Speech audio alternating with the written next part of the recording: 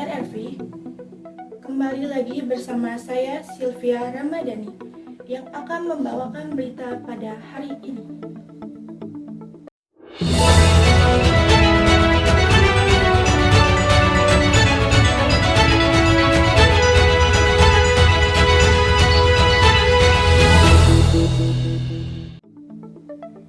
Kebijakan mengenai kuota haji khusus kembali menjadi perhatian publik.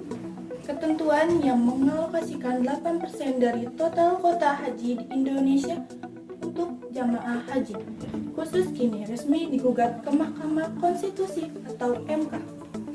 Gugatan tersebut diajukan oleh seorang calon jamaah haji reguler yang menilai aturan itu telah menimbulkan ketimpangan akses bagi masyarakat yang ingin menunaikan ibadah haji.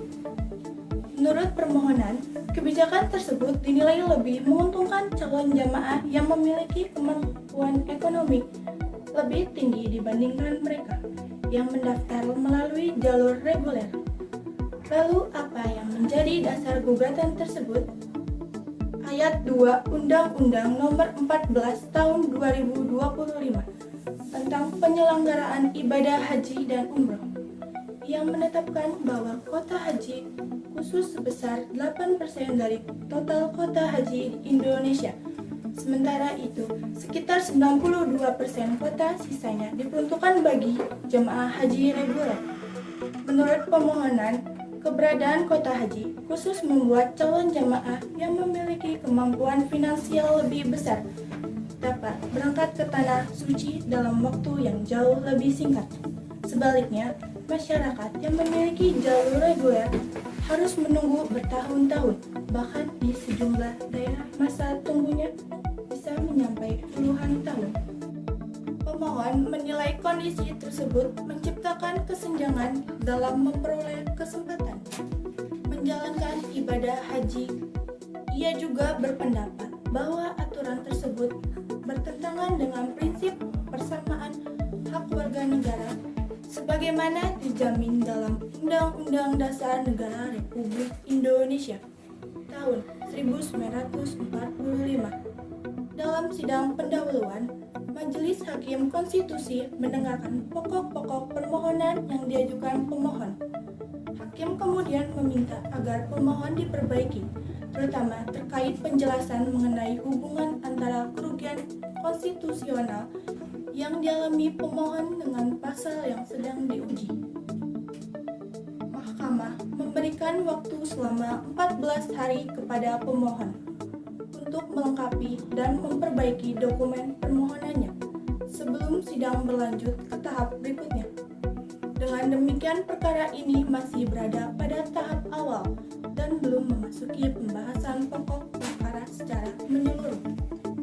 Di sisi lain, aturan mengenai kuota haji merupakan bagi dari sistem penyelenggaraan ibadah haji yang selama ini diundur pemerintah berdasarkan undang-undang.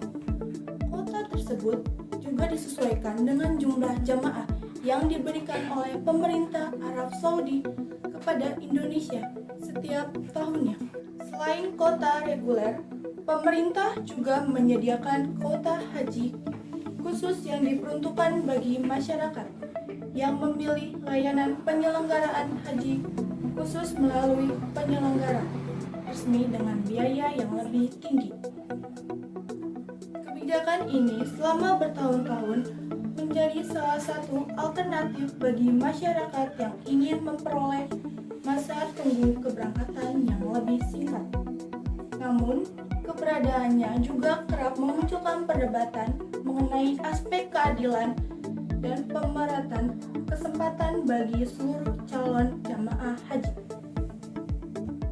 Sejumlah pengamat menilai bahwa gugatan ini dapat menjadi momentum untuk mengevaluasi sistem pembagian kuota haji di Indonesia. Apabila Mahkamah Konstitusi nantinya mengabulkan permohonan tersebut, bukan tidak mungkin akan ada perubahan tersebut. Mekanisme pembagian kuota haji khusus di masa yang akan datang. Sebaliknya, apabila Mahkamah menolak permohonan tersebut, maka ketentuan mengenai kuota 8% bagi haji khususnya akan tetap berlaku sebagaimana diatur dalam undang-undang. Hingga saat ini, Mahkamah Konstitusi masih memproses perkara tersebut sesuai tahapan persidangan yang berlaku. Masyarakat pun diimbau untuk menunggu keputusan resmi yang nantinya akan menjadi dasar hukum terkait berkelanjutan kebijakan kuota haji, khususnya di Indonesia. Perkembangan perkara ini menjadi perhatian banyak calon jamaah haji, mengingat kebijakan mengenai kuota sangat berkaitan dengan masa tunggu, keberangkatan dan kesempatan masyarakat dalam menunaikan rukun Islam kelima. Bagaimana hasil akhirnya? Tentu kita masih harus menunggu proses persidangan hingga Mahkamah Konstitusi mengeluarkan keputusan resminya. Kita nantikan bersama bagaimana proses persidangan di Mahkamah Konstitusi yang berlangsung dan keputusan yang akan diambil nantinya. Saya Sylvia Ramadhani. Terima kasih telah menyaksikan. Terus ikuti informasi terbaru, akurat dan terpercaya hanya di RRI Media. Sampai jumpa di berita berikutnya.